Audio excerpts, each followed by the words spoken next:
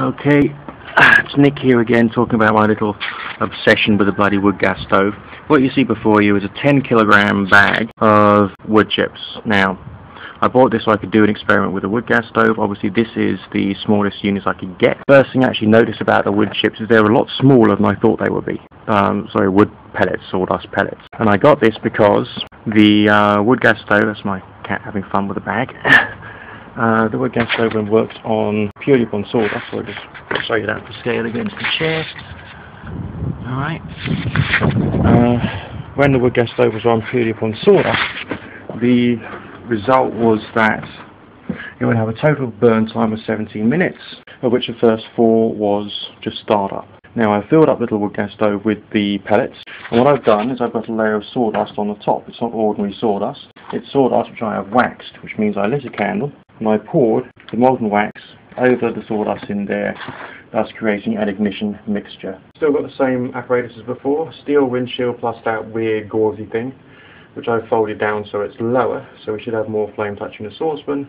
See if we can more quickly boil 2 cups worth, let's say.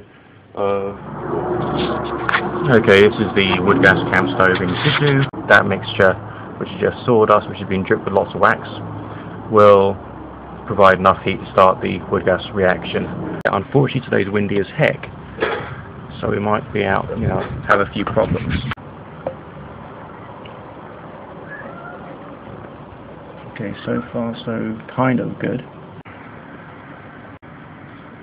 We're getting almost the kind of pattern of flame we would expect to have from a stove of this type. Obviously it's got the air jet holes, there are air jet holes around the top there, so the convection goes up between the 2 tins and out through the air jets. It's not a quick, simple way of generating heat. This requires a lot of care and can be quite fiddly.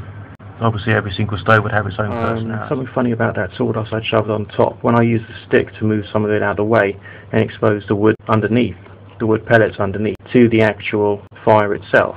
Now we start to get some good reaction going. So sawdust might be good for lighting sawdust, but maybe sawdust is not good for lighting wood pellets. Now the wood pellets are actually going. We've actually got a flame. We've got an interesting looking pan. See how it goes. Now I'm feeling optimistic. Happy days. So I think what I've discovered there is the sawdust mixture that I had was very good for starting flames. You then need to expose the wood pellets to the flames in order for them to start the reaction properly. Because otherwise it seems that the pellets don't catch, the gasification reaction doesn't start because you're stopping the gases from coming through the stove. So in this particular case, sawdust is a good way of getting flame, but you then got to expose the chips to the flame, and then that's essentially the way you do it. This is burning very slowly down, so I've actually got some good faith that this will actually boil the 2 mugfuls of water without me needing to do a second charge of wood pellets. So it's burning down very slow. We've got some nice wood gas flame patterns. I'm actually quite proud of that now. And it's going okay. Now this is interesting. Occasionally it appears that the flames are going way down.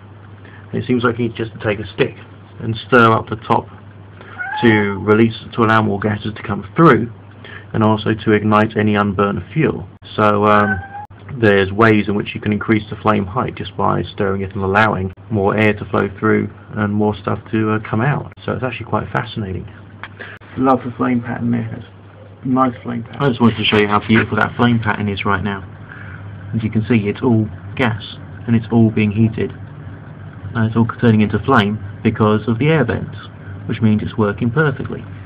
We've got some nice flame height. What I've learned is, number one, unlike just burning sawdust, sawdust won't light this if you just light the sawdust on top and then let it burn down. You need to stir it up with a stick to expose the wood pellets to the flame to start the reaction. Once in a while you need to stir the top again with a stick to expose more fuel to the flame, and also to allow the gases to escape from bits where presumably the ash and sediment may have gone down and blocked the flow of air. But essentially we got nice flames. So essentially it's been quite a long burn time for me, because if you look at this, it's approaching 40 minutes. But I've learnt a lot as to how to use this particular type of fuel, so it hasn't been wasted. You know, I've got everything prepared, got my sweeteners, got some green tea, got my cup. So, carbon neutral tea coming up. Here we go, flame height slightly bigger, it's licking the bottom of the pot. Bluish flame mandrels. I don't know whether you can see this on this crap camera. And there's been no, I mean, I've had some extra fuel waiting in the wings just in case. I've literally added 2 extra wood pellets, and these are minuscule. They are absolutely bloody minuscule. Alright, see if I can pick out a longer one so you can see, you know, these are minuscule pellets. Probably because they're quite so dense that we've got a long burn time. Alternative energy, you know what I mean? Wow. And you know, I haven't been adding any extra fuel to this, so we've got what, 40 minutes? 40 minutes worth of Okay, so Nick here again. So what have I learned today about using the sawdust wood pellets in that small wood gas stove? Firstly, we get a very long burn time. Number 2, it's not just set and forget. You don't just light it and then leave it.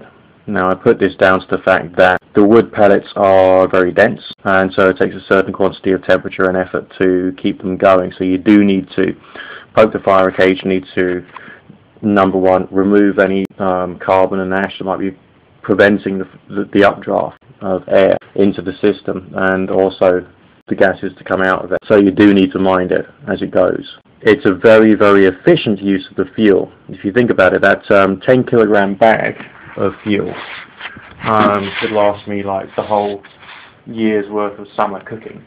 I mean, that's quite a big bag. That cost me £11, including postage and packing. So we're probably talking about, yeah, it's probably like the whole summer plus the autumn's worth of having one meal outside every single day. Possibly. I mean, I haven't done the maths, but at a rough guess, that would be a very cheap way of cooking. I think my pot stand is a little too high. It could be lowered, but also it still needs regular monitoring. The heat that came off the wood chips, the wood pellets, was much higher than that of the sawdust and even that of the sticks. Once it was going, unlike when I was burning with sticks and with sawdust, I didn't have to add any further wax to keep the combustion going, so it's quite a stable fuel to use, which is good. But the only other thing is you've got to take that stick and carry on prodding it to help it release its own gases. What else can we say about this? Is it a substitute for a internal domestic gas hob? At this stage, until I've improved my skills with using it, I would probably have to say no, because with a normal gas hob you do just light it or turn on the electric or turn on the gas and just that's it. With this, it needs minding, it needs looking after, but it is also not a powered system. There's no fan blowing any extra cool air into the system, so it's therefore slower and low powered than some of these modern wood gas stoves which are out there. That the technology works. We do get gas flames. They are real gas flames. You know, if you get flame at all, that is either particulate matter or gases or vapors which are being burned. And I would say that's probably the same with explosions. Some explosions as well. I'm not an expert on explosions, so I can't really assist you there. Damn it, this tea is good. Is it a viable means that ordinary people could use to lower their carbon footprint on a day-to-day basis? Basically, yeah. Wood gas is pretty damn near carbon neutral. So apart from maybe the energy expense of delivery and packing, it's very environmentally friendly.